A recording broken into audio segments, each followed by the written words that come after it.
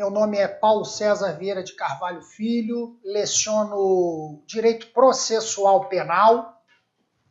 Trabalhamos aí a longa data nessa área das aulas, com muito prazer. Eu também sou juiz de direito de uma vara criminal aqui da capital, já há longos anos, e vai ser aqui um imenso prazer mantermos com uma certa rotina nossas conversas sobre os diversos temas do processo penal. Com muita alegria que vamos trabalhar aí juntos na análise dos temas do nosso Código e do texto constitucional.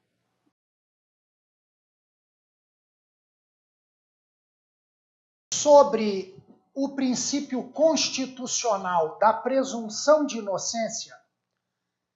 tratado expressamente no nosso artigo 5º do texto constitucional, inciso 57,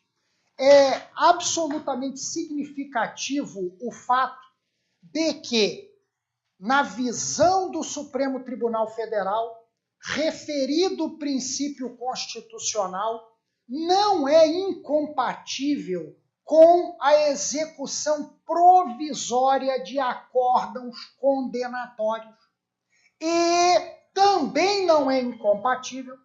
com a execução provisória de sentença condenatória oriunda do Tribunal do Júri. Em verdade, até o ano de 2009,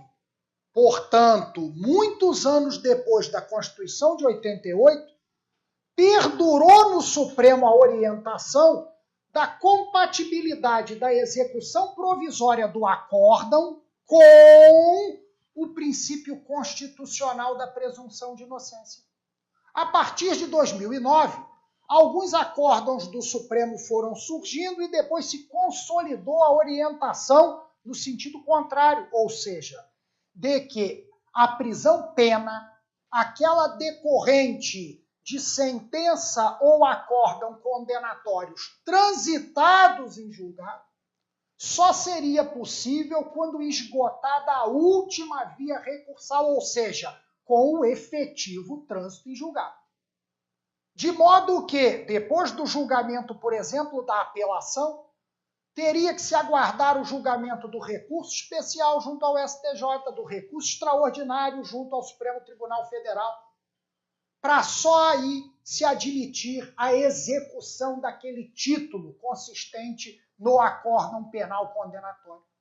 O que o Supremo fez, a partir dessa retomada de orientação anteriormente prestigiada, e aqui um paradigma é o agravo em recurso extraordinário de número 964246, um ARE 964246, da relatoria do saudoso ministro Teori Zavascki. O que o Supremo fez foi retomar posição anterior, passando a entender o seguinte: se recurso especial e extraordinário são desprovidos de efeito suspensivo,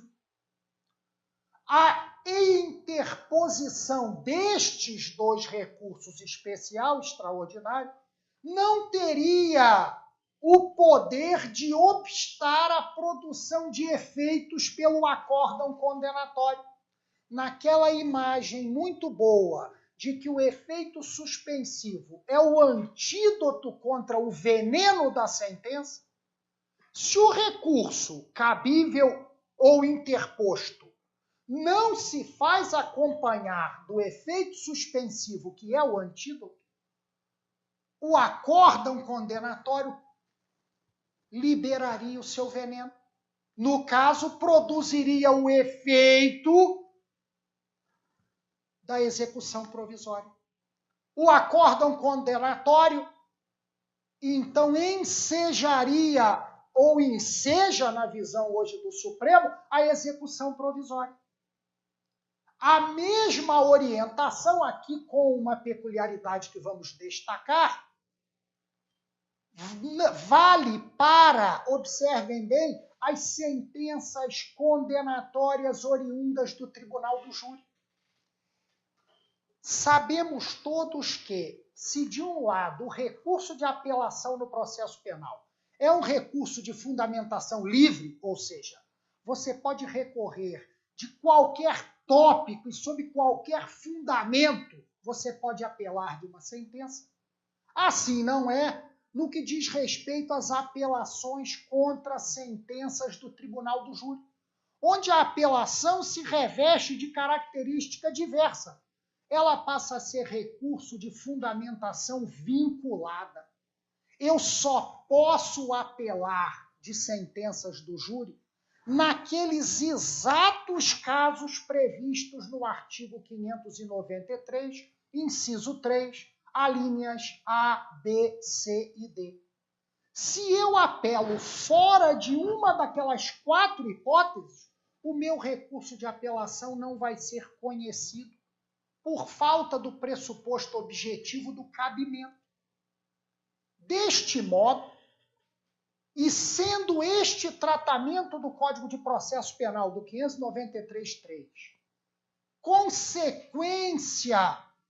da soberania dos vereditos, do princípio da soberania dos vereditos, inscrito no texto constitucional como direito fundamental, no artigo 5º, inciso 38, letra A, linha C, sendo soberana a decisão dos jurados, e não podendo o Tribunal de Justiça, no caso de júri estadual, ou o Tribunal Regional Federal, no caso de júri federal, não podendo estas cortes substituírem-se ao julgamento dos jurados no que toca à essência do julgado, não haveria porquê, no caso de sentenças do júri, que se aguardar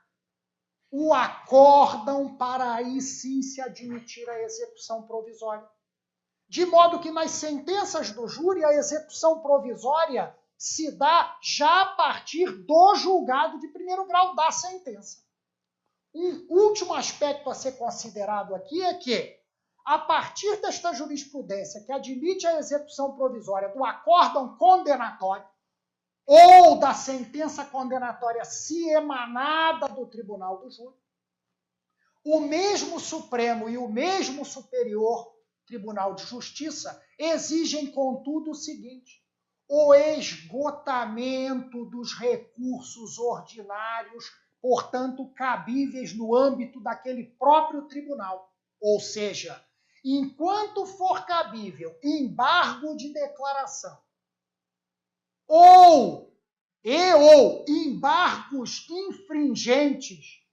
ou de nulidade nos casos de acórdão não unânime e que seja desfavorável ao réu, ou seja, 2-1 contra o réu, enquanto não esgotados esses recursos, ou lá no âmbito do júri, enquanto não julgado o embargo de declaração eventualmente interposto, não é possível a execução provisória. Contudo, esgotados os recursos ordinários,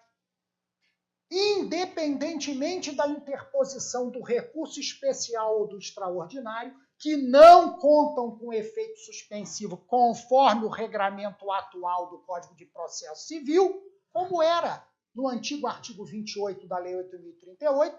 se admite, portanto, a execução provisória destes acórdão e sentença condenatória.